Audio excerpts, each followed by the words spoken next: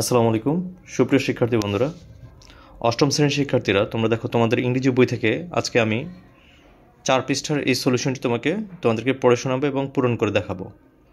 তো এখানে প্রথমে যেটা বলেছে যে রিড দ্য ফলোয়িং টেক্সট, নিচের অনুচ্ছেদটি পড়ো বা নিচের টেক্সটটি পড়ো ইন পেয়ার্স অর গ্রুপস, অর্থাৎ দলীয়ভাবে ডিসকাস করো, মানে আলোচনা করো, এবং right someone or something or some qualities similar to the underlined words। অর্থাৎ হচ্ছে আন্ডারলাইন করা শব্দগুলোর সাথে তুলনা করার যোগ্য এমন কোনো ব্যক্তি বা বস্তু বা গুণ, সাম কোয়ালিটিস মানে হচ্ছে গুণ, আর সামওয়ান মানে হচ্ছে কোনো ব্যক্তি, সামথিং মানে হচ্ছে কোনো বস্তু, এই বিষয়গুলোর সাথে মিল খুঁজে বের, সিমিলার মানে মিল টু দ্য আন্ডারলাইন ওয়ার্ডস, এই যে আন্ডারলাইন করা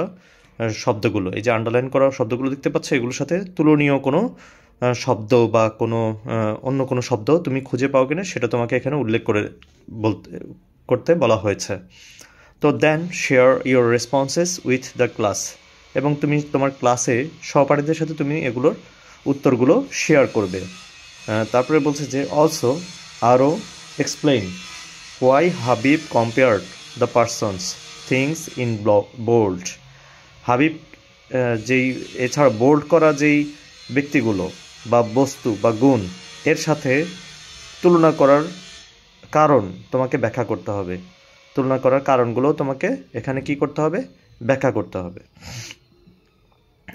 তো আমরা শুরু করছি। বিসমিল্লাহির রহমানির রহিম। আমি হাবিব এ প্রাউড বাংলাদেশি, একজন গর্বিত বাংলাদেশি। টু মি, আমার কাছে, মাই মাদারল্যান্ড, আমার মাতৃভূমি, is as dear as my parents, আমার পিতামাতার মতোই এত প্রিয়।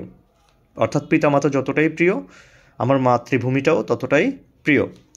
উই অ্যাচিভড আওয়ার ইন্ডিপেন্ডেন্স, আমরা আমাদের স্বাধীনতা অর্জন করেছি by sacrificing their lives of 30 lakh people, 30 lakh লোকের জীবনের বিনিময়ে আমরা আমাদের স্বাধীনতা পেয়েছি।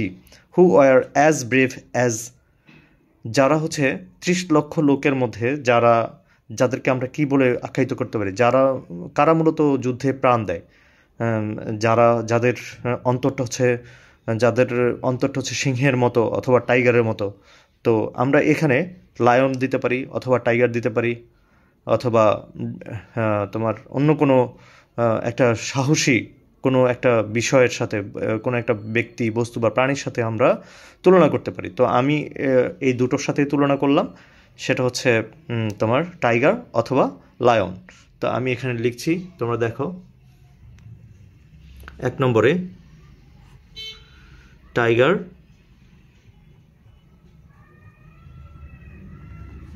অথবা লায়ন। তো 2 নম্বরে লিখলাম। এরপর 3 নম্বরটা লিখতে হলে পড়তে হবে। তো আমি পড়ার দিকে চলে যাই। এরপর বলেছে যে the colour of the circle, অর্থাৎ বৃত্তের কালারটি, আমাদের জাতীয় অফ আওয়ার ফ্ল্যাগ, অর্থাৎ আমাদের পতাকার বৃত্তের রঙটি, মানে বৃত্তের ভিতরে যে লাল রঙটি দেখতে পাচ্ছ, এটা লালের মতোই, কিন্তু এটা একটা blood, as red as blood, অর্থাৎ রক্তের মতোই লাল, কি এটা একটা লাল একটা পতাকা বা একটা লাল বৃত্ত। তো আমরা অ্যাজ রেড অ্যাজ এখানে কি দিব? ব্লাড দিব। তো আমি ব্লাড লিখছি 3 নম্বরে। যেহেতু তোমাদের বইতে লেখা নিষিদ্ধ, তাই আমি বইতে লিখছি না, আমি এখানে লিখে দিলাম, তোমরা দেখতে পেয়েছো অলরেডি। তো এরপরে আমি পরের পৃষ্ঠায় চলে যাই। অ্যাজ চাইল্ড দিতে পারি, অথবা ব্লুমিং ফ্লাওয়ার দিতে পারি, অথবা তোমার হিরোইন এটাও দিতে পারি। হোয়াইল বিউরিং, যখন তাকে কবর দেওয়া হয়েছিল, মানে কবরের সময় তার ফেসটা এরকম দেখা গিয়েছিল। হোয়েন মাই ফাদার, যখন আমার বাবা স্পোক অ্যাবাউট দ্য, আমি এই শূন্যস্থানের এগুলো লিখে দিই 6 নম্বরে। তাহলে আমরা লিখতে পারি চাইল্ড, লিখতে পারি CHILD, চাইল্ড। তারপর হচ্ছে blooming flower, BLOOMING,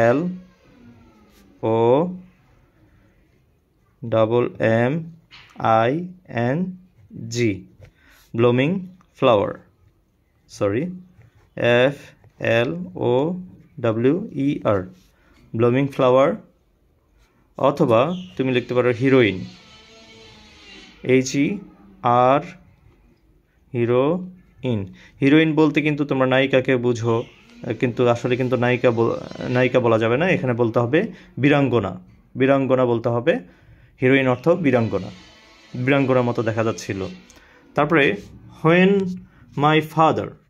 my father spoke about the story, যখন আমার বাবা এই ইতিহাসটি বলতে লাগলো, অফ আওয়ার লিবারেশন ওয়ার, আমাদের স্বাধীনতার এই ইতিহাসটি আমাদেরকে বলতে লাগলো, ইট সিমড হিজ আইস, তার চোখগুলো মনে হলো, কুড ভিজুয়ালাইজ দোজ ইনসিডেন্টস, ওই ঘটনাগুলোর প্রতিচ্ছবি, অ্যাজ ক্লিয়ারলি অ্যাজ, এত স্পষ্ট যে, অ্যাজ মিরর দিতে পারো, তারপরে হচ্ছে অ্যাজ ওয়াটার দিতে পারো, অ্যাজ ক্লিন ওয়াটার দিতে পারো, and then tears rolled down from his eyes, এবং তারপর তার চোখ বেয়ে কান্নার যেই অশ্রু গড়িয়ে পড়তেছিল। তো আমরা এখানে লিখতে পারি 7 নম্বরে আমরা লিখতে পারি অ্যাজ ক্লিয়ারলি অ্যাজ মিরর,